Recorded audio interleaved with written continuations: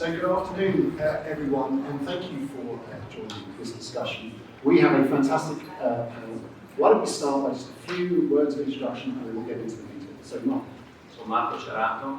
I'm an Italian living in UK, working for an Indian company, which usually is the start of a good joke. What you need to know is that the company we work for, Glenmark, is a 16,000 people company making about $2 billion. But the thing that qualifies it the most is that we are borderline messy, which we rebranded Agile.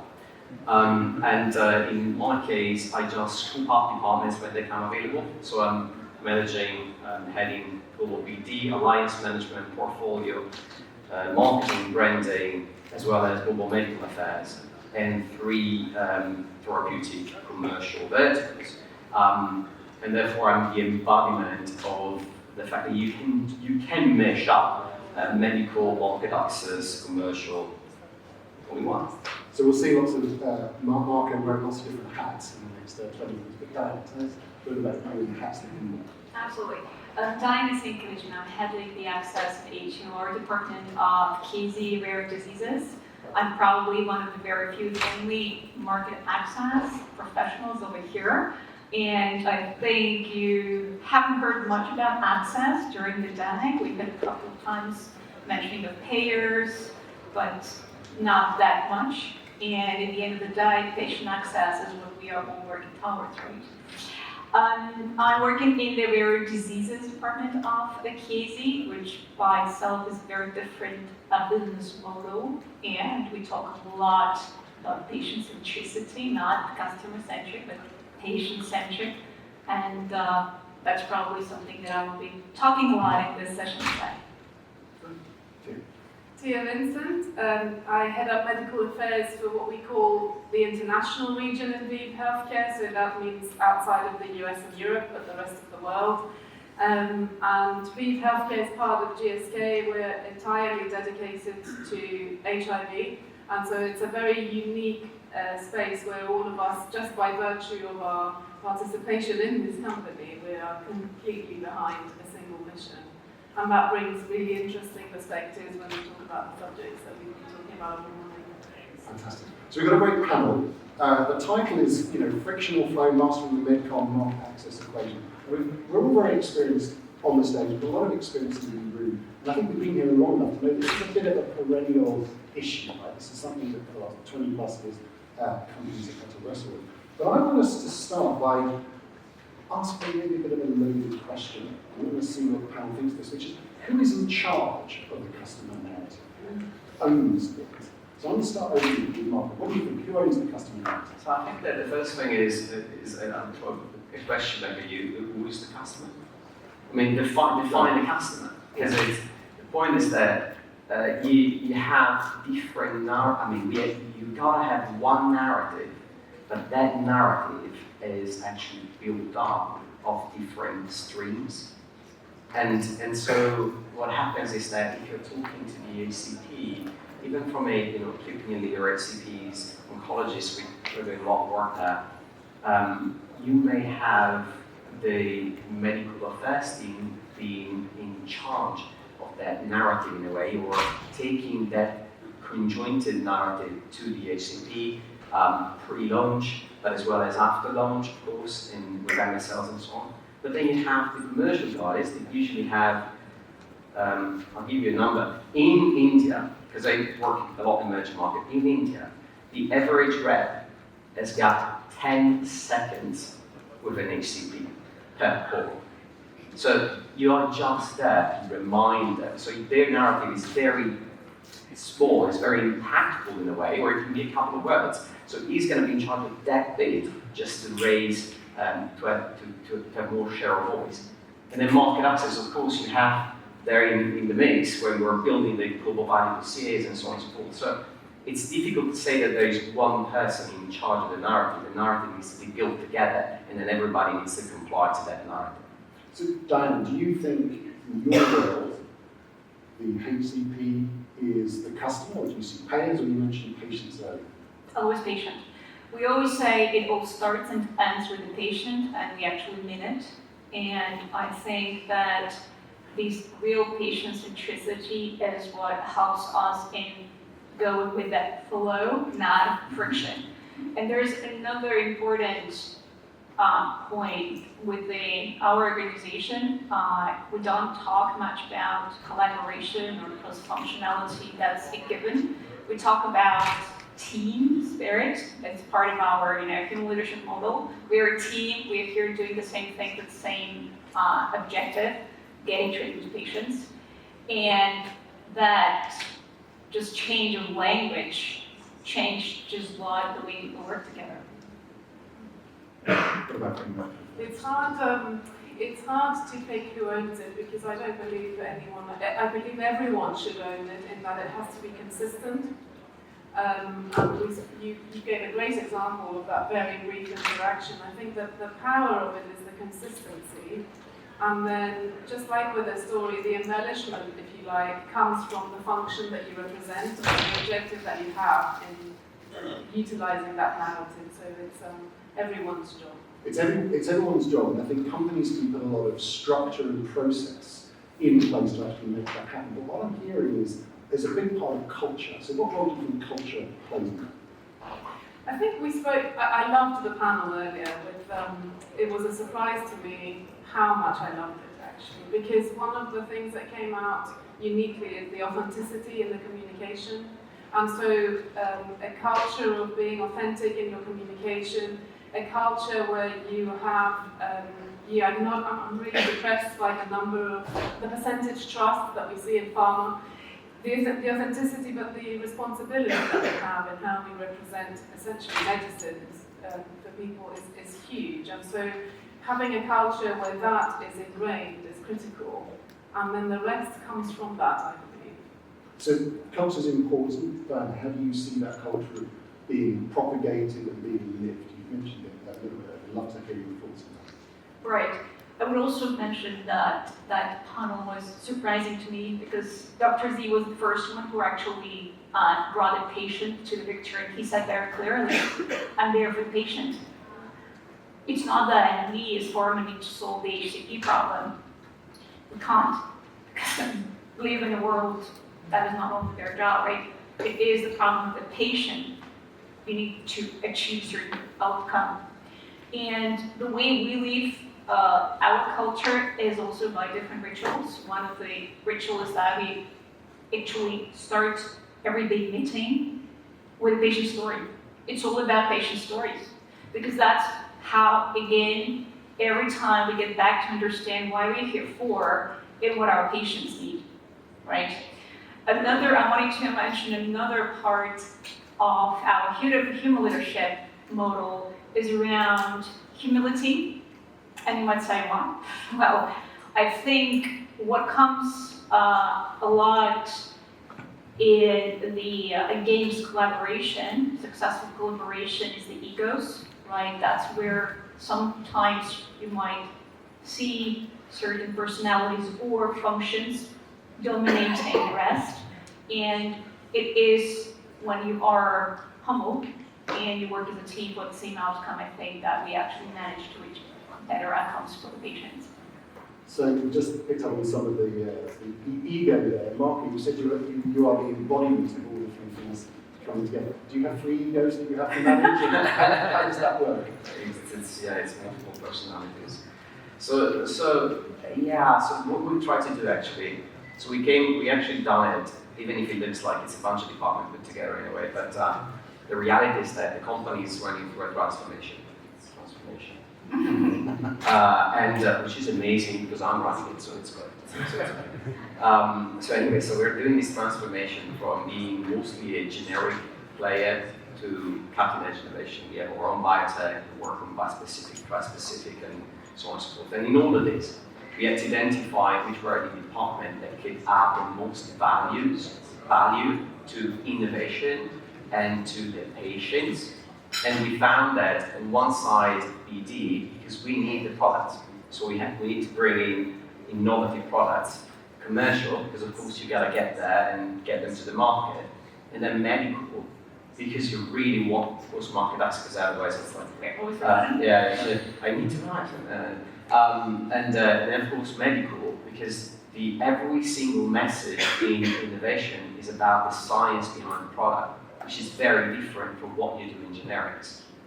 And so that's why we put them together. Now, starting fresh, what we started to do is that we always have like one of these three-headed beasts. We always have the head of commercial or branding and marketing, the head of medical for that vertical, and we then have BD helping out, and we make a portfolio. We make them work together so that we can have the best strategy all across to finally reach the patient.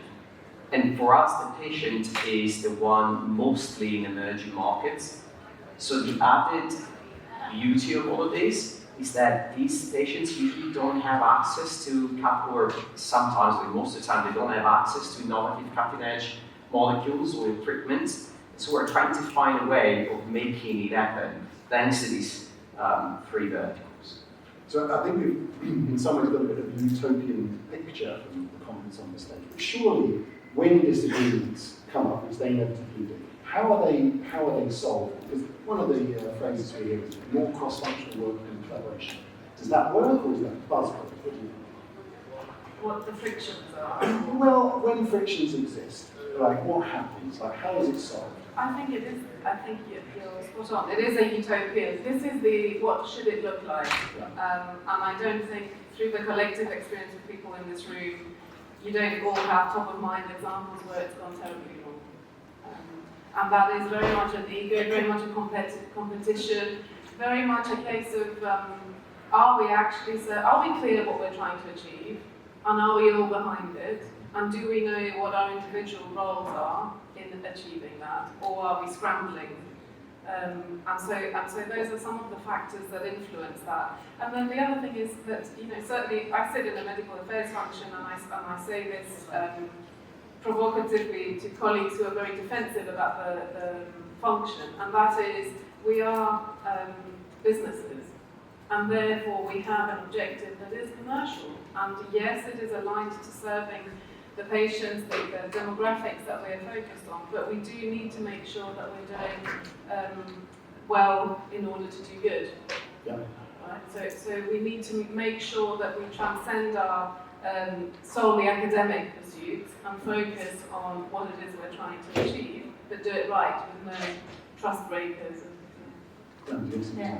I did want to add, I think you can observe during the dialogue in this conversation, and market access is always coming as an afterthought. It is always like, oh yeah, we forgot to call the access guys, because now we need to get patient access, right?